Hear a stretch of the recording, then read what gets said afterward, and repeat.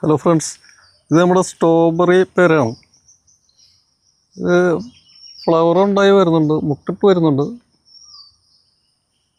ഇത് രണ്ട് മൂന്ന് പ്രാവശ്യം ഇങ്ങനെ മുട്ടുണ്ടാകുന്നു, അതൊന്നും പിടിക്കുന്നില്ല. അത് ഏതൊരു പ്ലാന്റ് നമ്മൾ ഫസ്റ്റിൽ ഇതുപോലെ ഫ്ലവർ ഉണ്ടാകുമെങ്കിലും കാ പിടിക്കാൻ കുറച്ച് സമയമെടുക്കും. അപ്പോൾ നമുക്ക് ക്ഷമ വേണം എന്തിനും. ഫസ്റ്റിൽ തന്നെ ഇത് കാ പിടിക്കണമെന്നില്ല. അപ്പോൾ ഇന്ന് നിങ്ങളുടെ മുമ്പിൽ വന്നിരിക്കുന്ന ഒരു മൾബറി.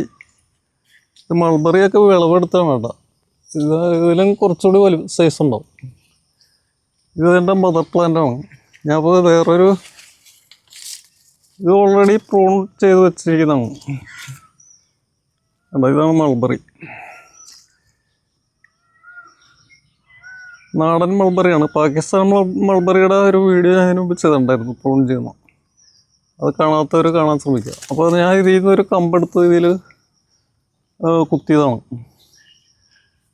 അതിൽ തന്നെ മുളകും തൈയും വെച്ചിട്ടുണ്ട്.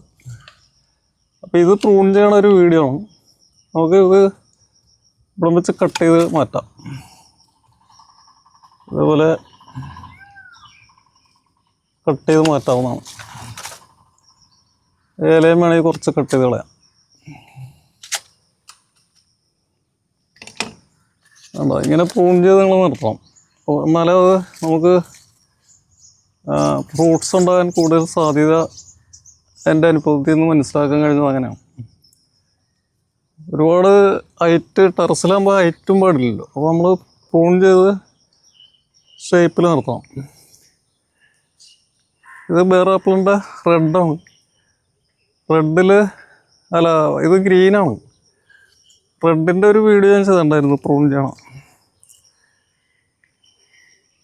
ഇത് കംപ്ലീറ്റ് പൂത്ത് ഫ്ലവർ ഇട്ട് വരുന്നുണ്ട്. ഈ കാ പിടിക്കണം.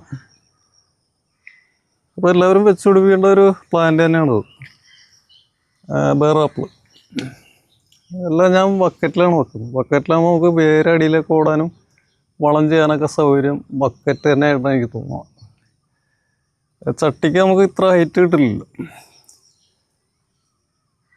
5-6 വർഷം നിൽക്കുകയും ചെയ്യും.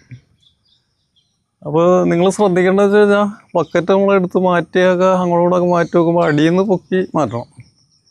മുകളിൽ നിന്ന് ബക്കറ്റ് പൊക്കി കഴിഞ്ഞാൽ ചിലപ്പോൾ പഴകി കഴിയുമ്പോൾ മുകളിൽ നിന്ന് പൊക്കി കഴിഞ്ഞാൽ വിട്ടുപോകാൻ സാധ്യതയുണ്ട്.